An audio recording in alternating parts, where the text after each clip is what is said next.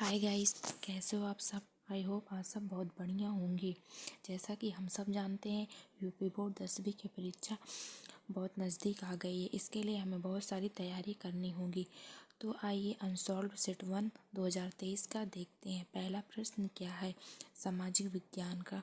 19वीं शताब्दी में अंतर्राष्ट्रीय अर्थशास्त्रियों द्वारा बताए गए किन्हीं दो प्रवाहों को स्पष्ट कीजिए। आंसर, अर्थशास्त्रियों ने अंतर्राष्ट्रीय आर्थिक विनिमय में दो तरह की गतियाँ या प्रवाहों का उल्लेख किया है। पहले की हेडिंग क्या है, इसमें देखते हैं। व्यापार का प्रवाह। यह प्रवाह 19वीं शताब्दी में मध्य रूप से वस्तु जैसे कपड़ा या गेहूं आदि के व्यापार तक ही सीमित था। दूसरी हेडिंग, श्रम का प्रवाह। इस प्रवाह में लोग काम या रोजगार की तलाश में एक स्थान से दूसरे स्थान जाते हैं। पूंजी का प्रवाह। इस प्रवाह में अल्प एवं दीर्घ अवधि के लिए दूर दराज के क्षेत्रों में निवेश किया जाता है। इस प्रवाह में तीन प्रवाहों एक दूसरे से संबंधित थे और तत्कालीन जनजीवन को प्रभावित करते थे। भारत और भारतीयों से संबंधित तीन प्रकार की गतियाँ हैं। दूसरा प्रश्न देखते हैं, क्या है, भारत में केंद्र और राज्यों के बीच सत्ता के बंटवारे की किन्हीं दो विशेषताओं का उल्लेख कीजिए। आंसर, भारत के संविधान में केंद्र और राज्य सरकार के मध्य विधायी अधिकारों का विभाजन 3 सूचियों में किया गया है, जिनका विवरण निम्न रूप से है। पहले हेडिंग क्या है, संघ सूची। इसमें प्रतिरक्षा, विदेश, बैंकिंग, संचार, मुद्रा जैसे राष्ट्रीय महत्व के विषय हैं।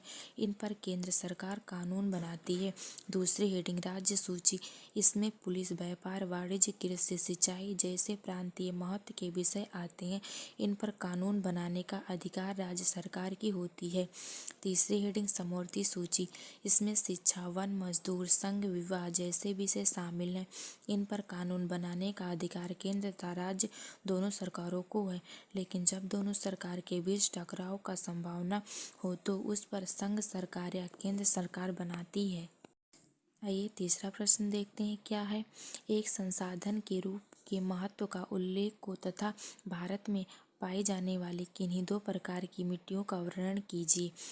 आंसर, भारत में विभिन्न प्रकार की उच्चवच जलवायु, भू आकृतियाँ और वनस्पतियाँ पाई जाती हैं। इस कारण भारत में अनेक प्रकार की मृदाओं का भी विकास हुआ, जिन्हें निम्न रूप से प्रस्तुत किया गया है। इसकी पहली हेडिंग क्या है, जलोढ़ मृदा।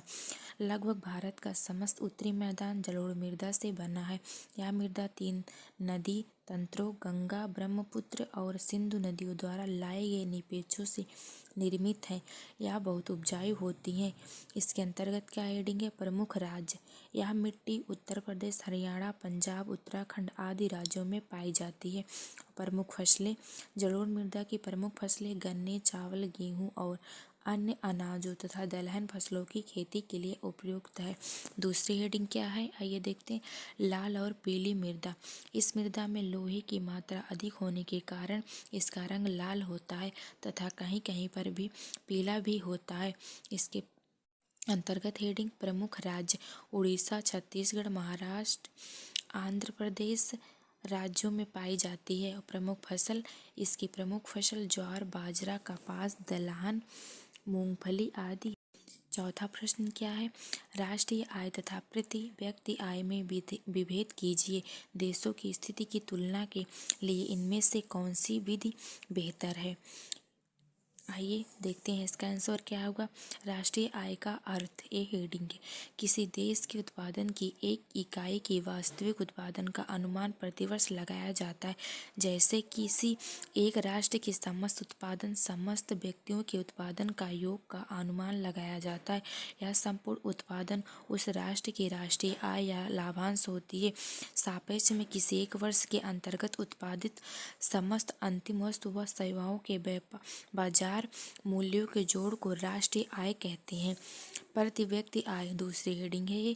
प्रति व्यक्ति आय किसी देश, राज्य, नगर या अन्य क्षेत्र में रहने वाले व्यक्तियों की औसत आय है। इसका अनुमान उस क्षेत्र में रहने वाले सभी लोगों की आय के जोड़ को क्षेत्र की तुलना क्षेत्र की कुल जनसंख्या से विभाजित करके लगाया जाता है। प्रति व्यक्ति आय विभिन्न देशों के अलग अलग जीवन स्तर का एक महत्वपूर्ण सूचकांक होती है।